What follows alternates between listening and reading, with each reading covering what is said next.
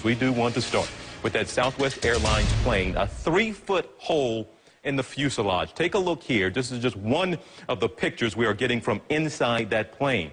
Now, federal investigators, they want to get a better look at it themselves, and they are looking into this. Passengers, can you imagine being on this plane and in flight you could look up and see the sky? There were 118 passengers on board. They were pretty much all okay after that emergency landing they had to make. The plane was supposed to go from Phoenix to Sacramento, ended up having to make an emergency landing in Yuma. Debbie Downey was on that flight, and she is on the line with me now from Scottsdale, Arizona. Ma'am, we appreciate you. I know it was an interesting, if you will, night for you, and it's very early where you are, so we appreciate you giving us some time. But you tell me, what was the first indication that something wasn't quite right on this flight? Immediately after takeoff, my husband, Larry, Dan, and I were sitting right next to each other. My husband was just about ready to give the flight attendant a drink order, and as soon as I looked up, we immediately heard a loud explosion. I mean, a loud explosion. So we looked up, couldn't believe it. We were in shock.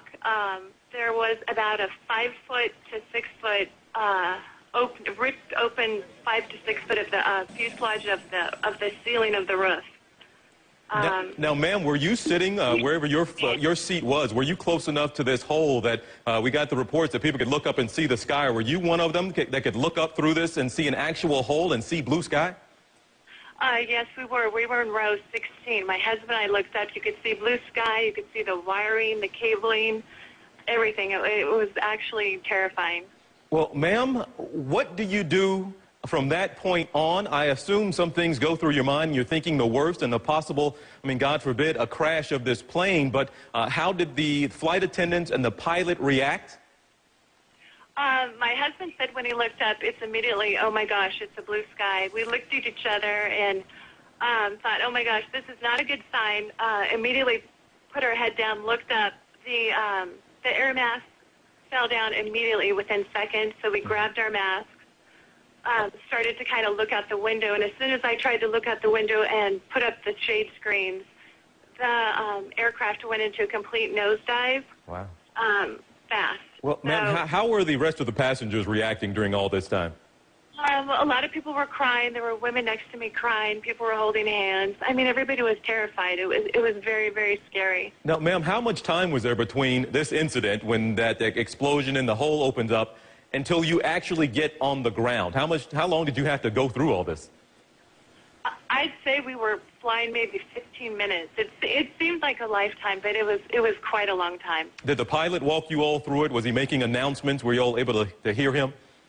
No, unfortunately, we couldn't hear anything because there was too much noise in the sky. Maybe after, I don't know, 10 minutes, we tried to look around to see what was going on and who we could talk to and gather information. My husband, I think, talked to a flight attendant or a neighbor. I talked to a flight attendant, and the crew was just fantastic. They were very calm and settled everybody down. A number of the passengers were having trouble as you extend your oxygen line, making sure that everyone got oxygen, because some of the passengers on the flight were having trouble getting that, and we were at such a high altitude at the time that some of them were passing out. So it was pretty scary. Wow. And forgive me, sir, I didn't realize you were on the line with me here as well, but thank you for being on the line as well. One other thing, you talked about some people possibly passing out, but as far as injuries, we got a report that maybe one person had minor injuries and maybe a flight attendant as well got bumped around. But did you see people being rattled around, if you will, and see people getting a few injuries, if you will?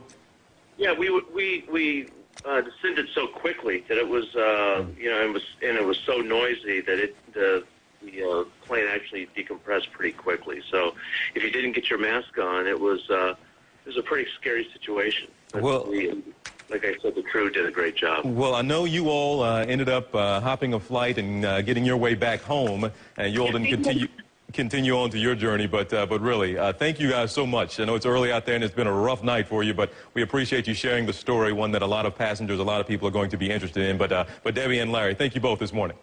Thank you very much.